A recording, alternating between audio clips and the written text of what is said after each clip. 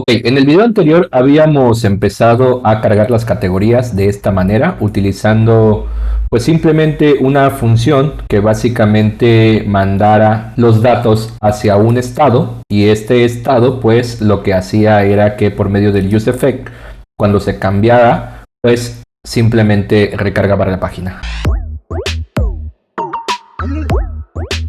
Bienvenido a mi canal. Aquí encontrarás información que te ayudará a desarrollar tus habilidades dentro del desarrollo web. Ahora, esto es uno de los métodos más comunes de poderlo hacer. Sin embargo, la misma documentación de Next.js nos dice que tenemos varias formas de poder hacer el fetching de datos. Para poder hacer el fetching de datos, pues podemos utilizar, por ejemplo, el getStaticProps y el getStaticPaths para poder construir documentos estáticos. Esto es muy ocupado cuando, por ejemplo, utilizamos la parte de un blog o algo por el estilo. Tenemos también el getServerSideProps, en donde también podemos generar una función que se exporte con este nombre, con getServerSideProps, y eso mismo pasarlo como props dentro de nuestro método o dentro de nuestro componente de página. Sin embargo, una de las dificultades que podemos tener en este caso es que getServerSideProps no permite que podamos consultar de manera local, es decir, en el cliente. Por lo tanto, por ejemplo, nosotros que le enviáramos un Session Storage Get Item, pues aquí nos va a generar un error con el Session Storage. Por lo tanto, pues bueno, otra de las formas de poder empezar a trabajar es mediante el revalidate del ISR, o también podemos trabajar mediante lo que se conoce como SWR. SWR viene de las siglas de State While Revalidate. Y básicamente lo que nos dice es que podemos empezar a trabajar con este fetching de datos, y en lugar de utilizar el useEffect y el useState para poder trabajar, podemos tener una función fetcheadora, en este caso, que vamos a construir, y después de eso, mediante el hook use SWR, pues podemos cargar los datos. Cosas importantes de esto es que este use SWR nos trae varias propiedades o varios datos que podemos empezar a trabajar para tener una mejor experiencia de usuario. Entonces, pues bueno, según la documentación, lo primero que nos dice es que para poderlo instalar o para poderlo utilizar necesitamos instalarlo, y nos dice que utilicemos npm yarn o pnpm. Entonces, por ejemplo, podemos hacer un npm install de SWR y listo.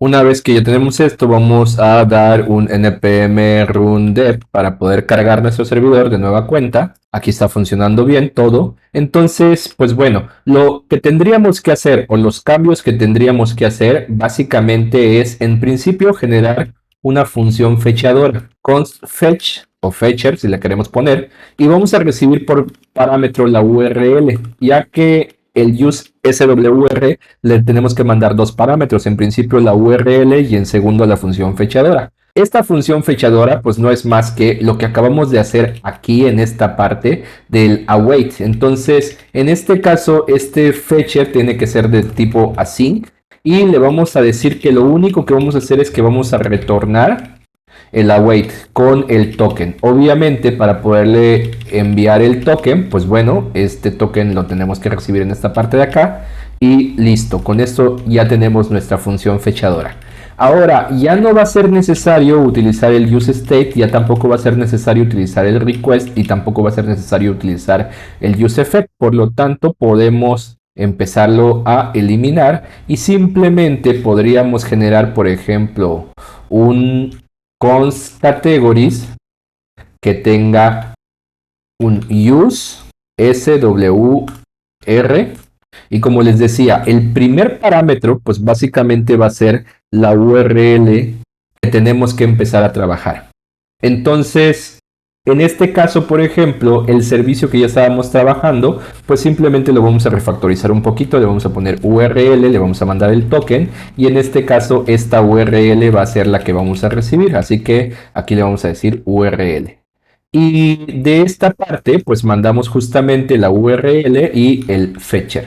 Ahora, de aquí, como decía la misma documentación, en lugar de ponerle categories, pues puedo generar, por ejemplo, una destructuración de las propiedades que trae. Dentro de las propiedades que trae, por ejemplo, se encuentra la data, que básicamente es los datos que nos trae. Después de eso también tenemos un error.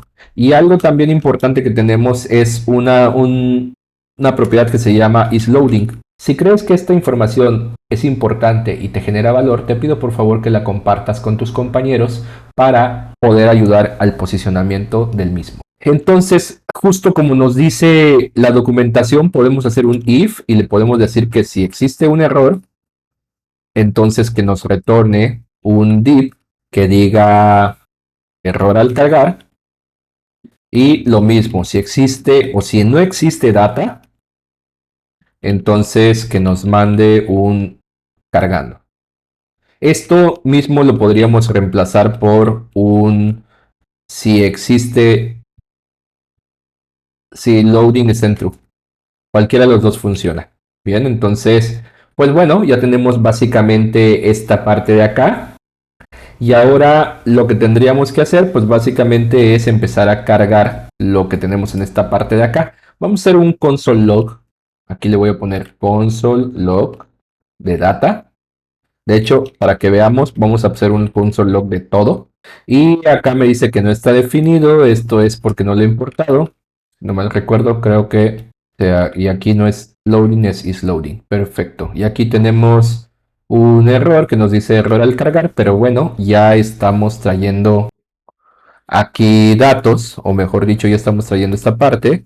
Y esto es, nos dice que data es un define, nos dice que el error aquí nos está dando un 404. Esto puede ser probablemente por iniciar. Vamos a iniciar desde el principio a ver qué nos puede estar pasando. 1, 2, 3, 1, 2, 3. Error al cargar. Perfecto. Vamos a poner aquí un console log de URL para verificar qué estamos haciendo. Ah, ya. Lo que pasa es que le estamos enviando el token por alguna razón. Entonces, categories y aquí categories token. Aquí nos faltó mandar el URL.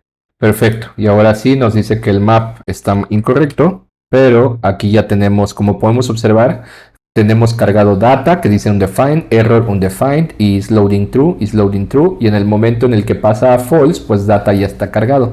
Entonces, si observamos aquí tenemos data, que es lo que viene de use SWR.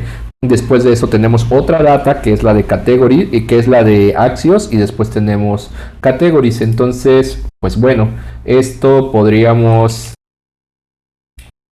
hacerlo como un const data y aquí le podríamos poner un return a data.categories. Perfecto. Y ahora la data ya debió haber cambiado. Data, claro, sería data.data. Y aquí ya tenemos la data la que nos está arrojando. Entonces, esta data, si no mal recuerdo, creo que ya la podemos cargar acá y ya listo.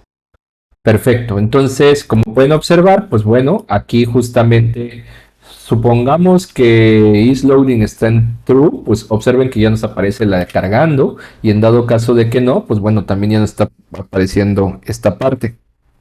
Ahora, algo muy importante y que vale la pena mencionar es que este SWR le podemos mandar propiedades adicionales y una de las propiedades que me parecieron bastante interesantes es una que se llama refresh interval, en donde le tenemos que dar cuál es el intervalo de refresco o de actualización.